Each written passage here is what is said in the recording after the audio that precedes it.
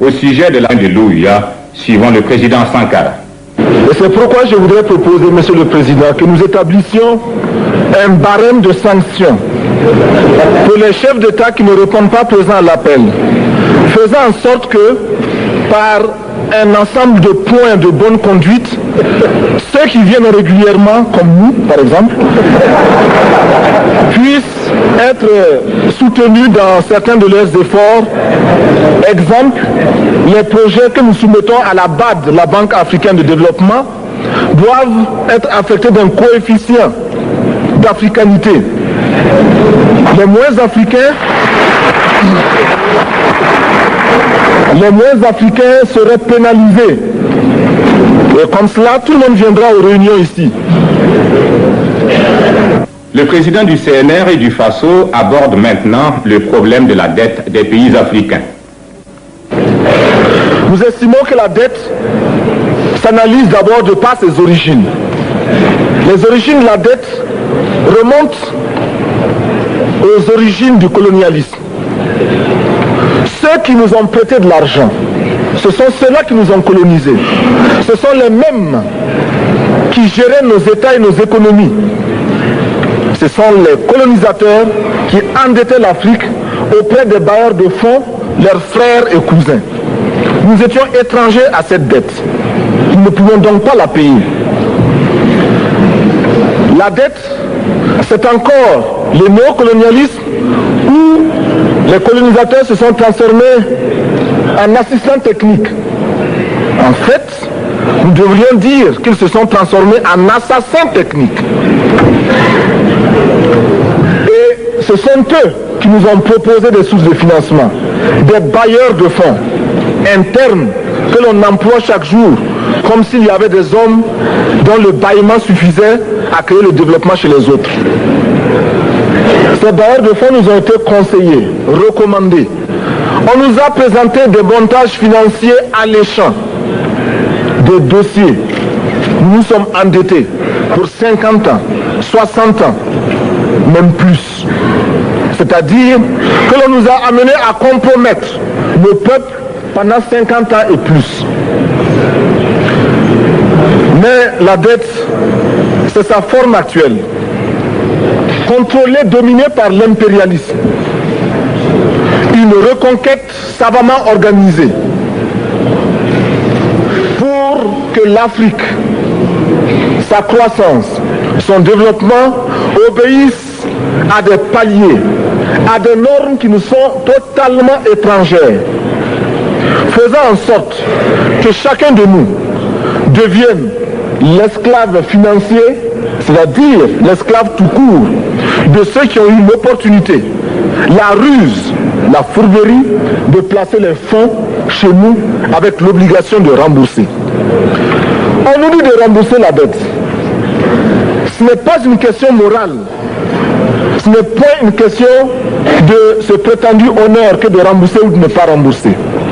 Monsieur le Président, nous avons écouté et applaudi le Premier ministre de Norvège lorsqu'elle est intervenue ici même. Elle a dit, elle qui est européenne, que toute la dette ne peut pas être remboursée. La dette ne peut pas être remboursée. La dette ne peut pas être remboursée parce que, d'abord, si nous ne payons pas, nos bailleurs de fonds ne mourront pas. Soyons-en sûrs. Par contre, si nous payons, c'est nous qui allons mourir. Soyons-en sûrs également.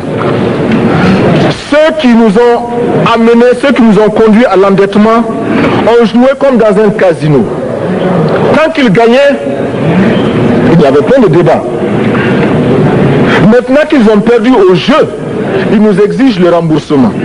Et l'on parle de crise. Non, Monsieur le Président, ils ont joué, ils ont perdu, c'est la règle du jeu.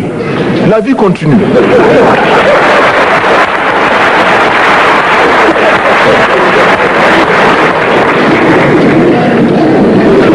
Nous ne pouvons pas rembourser la dette parce que nous n'avons pas de quoi payer. Nous ne pouvons pas rembourser la dette Parce que nous ne sommes pas responsables de la dette. Nous ne pouvons pas payer la dette parce qu'au contraire, les autres nous doivent ce que les plus grandes richesses ne pourront jamais payer, c'est-à-dire la dette de sang. C'est notre sang qui a été versé. On parle du plan Marshall qui a refait l'Europe économique, mais on ne parle jamais du plan africain qui a permis à l'Europe de faire face aux hordes hitlériennes lorsque leur économie était menacée, leur stabilité était menacée. Qui a sauvé l'Europe? C'est l'Afrique. On en parle très peu. On en parle si peu que nous ne pouvons pas, nous, être complices de ce silence ingrat.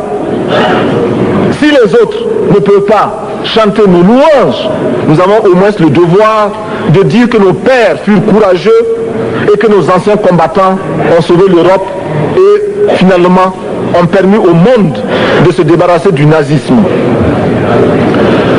La dette, c'est aussi la conséquence des affrontements. Et lorsque l'on nous parle aujourd'hui de crise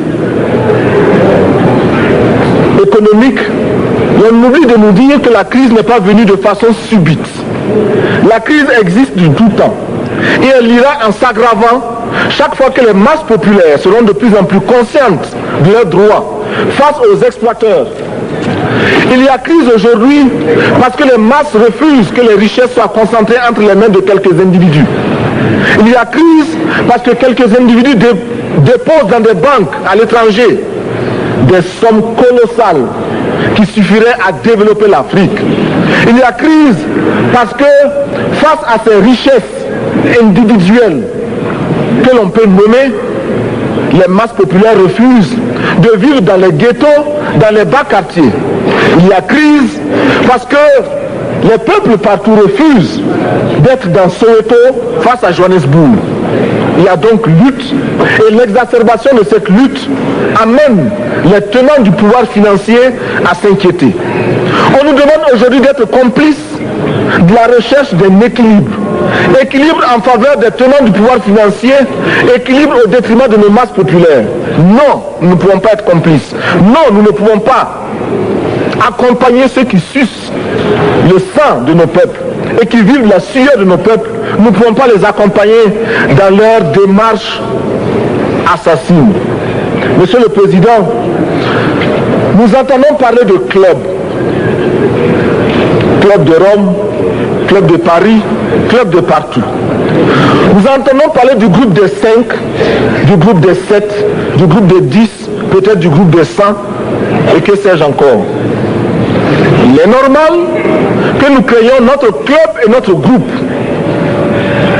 Faisons en sorte que dès aujourd'hui, Addis Abeba devienne également le siège, le centre d'où partira le souffle nouveau, le club d'Addis Abeba. Nous avons le devoir aujourd'hui de créer le front uni d'Addis Abeba contre la dette. Ce n'est que de cette façon que nous pourrons dire aux autres, en refusant de payer la dette, nous ne venons pas dans une démarche belliqueuse. Au contraire, c'est dans une démarche fraternelle pour dire ce qui est. Du reste, les masses populaires en Europe ne sont pas opposées aux masses populaires en Afrique. Mais ceux qui veulent exploiter l'Afrique, ce sont les mêmes qui exploitent l'Europe. Nous avons un ennemi commun. Donc, notre club, parti d'Addis Abeba, devra également dire aux uns et aux autres que la dette ne saurait être payée. Et quand nous disons que la dette ne saurait être payée, ce n'est point que nous sommes contre la morale, la dignité, le respect de la parole. Parce que nous estimons que nous n'avons pas la même morale que les autres. Entre le riche et le pauvre, il n'y a pas la même morale. La Bible, le Coran, ne peut pas servir de la même manière celui qui exploite le peuple et celui qui est exploité. Il faudrait alors qu'il y ait 2 éditions de la Bible et 2 éditions du Coran.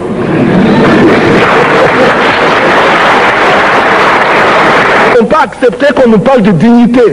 Nous ne pouvons pas accepter que l'on nous parle de mérite de ceux qui payent et de perte de confiance vis-à-vis de ceux qui ne paieraient pas. Nous devons au contraire dire que c'est normal aujourd'hui.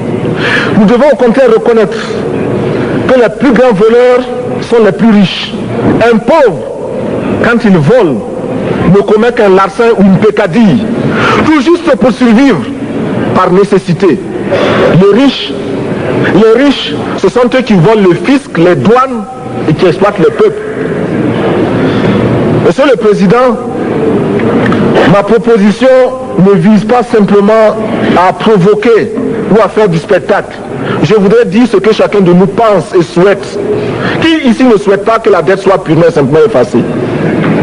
Celui qui ne le souhaite pas, il peut sortir, prendre son avion et aller tout de suite à la Banque mondiale payer. Tous nous souhaitons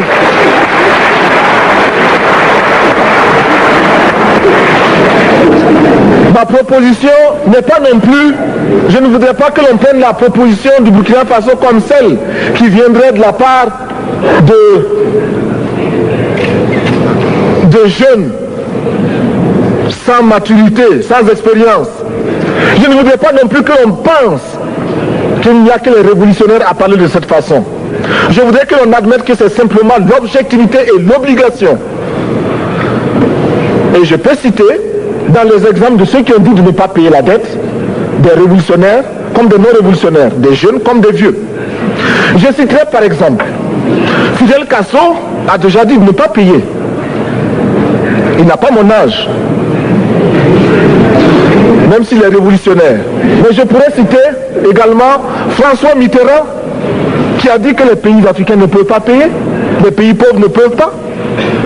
Je pourrais citer Madame le Premier ministre. Je ne connais pas son âge et je m'en voudrais de le lui demander. Mais c'est un exemple. Je voudrais citer également le président Félix Houphouët-Boigny. Il n'a pas mon âge. Cependant, il a déclaré officiellement, publiquement, qu'au moins pour ce qui concerne son pays, la Côte d'Ivoire ne peut pas payer. Or, la Côte d'Ivoire est classée parmi les pays les plus aisés d'Afrique, au moins d'Afrique francophone. C'est pourquoi d'ailleurs il est normal qu'elle paye plus en contribution ici.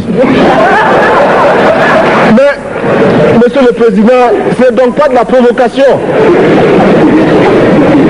Je voudrais que très sagement, vous nous offriez des solutions. Je voudrais que notre conférence adopte la nécessité de dire clairement que nous ne pouvons pas payer la dette. Non pas dans un esprit belliqueux, belliciste. Ceci pour éviter que nous n'allions individuellement nous faire assassiner. Si le Burkina Faso tout seul refuse de payer la dette, je ne serai pas là à la prochaine conférence. Par contre, avec le soutien de tous, dont j'ai besoin,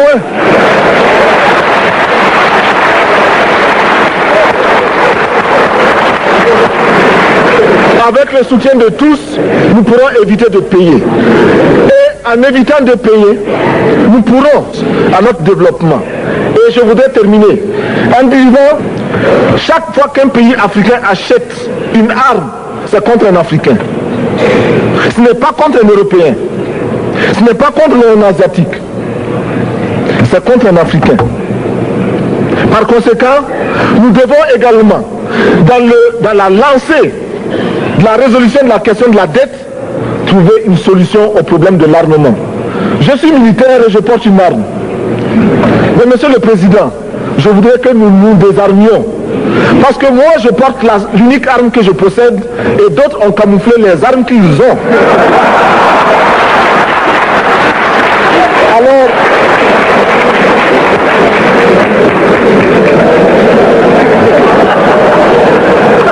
Alors, chers frères, avec le soutien de tous, nous pourrons faire la paix chez nous. Nous pourrons également utiliser ces immenses potentialités pour développer l'Afrique, parce que notre sol, notre sous-sol sont riches. Nous avons suffisamment de bras et nous avons un marché immense, très vaste, du nord au sud, de l'est à l'ouest. Nous avons suffisamment de capacités intellectuelles pour créer, ou tout au moins prendre la technologie et la science partout où nous pourrons les retrouver. Monsieur le Président, faisons en sorte que nous mettions au point ce front uni d'Addis Abeba contre la dette. Faisons en sorte que ce soit à partir d'Addis Abeba que nous décidions de limiter la course aux armements entre pays faibles et pauvres. Les gourdins et les coutelas que nous achetons sont inutiles. Faisons en sorte également que le marché africain soit le marché des Africains. Produire en Afrique, transformer en Afrique et consommer en Afrique. Produisons ce dont nous avons besoin et consommons ce que nous produisons au lieu d'importer. Le Burkina Faso est venu vous exposer ici la cotonnade produite au Burkina Faso, tissée au Burkina Faso, cousue au Burkina Faso pour habiller les Burkinabés. Ma délégation et moi-même, nous sommes habillés par nos tisserands, nos paysans. Il n'y a pas un seul fil qui vienne de l'Europe ou de l'Amérique. Je ne fais pas un défilé de mode, mais je voudrais simplement dire que nous devons accepter de vivre africain. C'est la seule façon de vivre libre et de vivre digne. Je vous remercie, Monsieur le Président. La patrie ou la mort, nous vaincrons.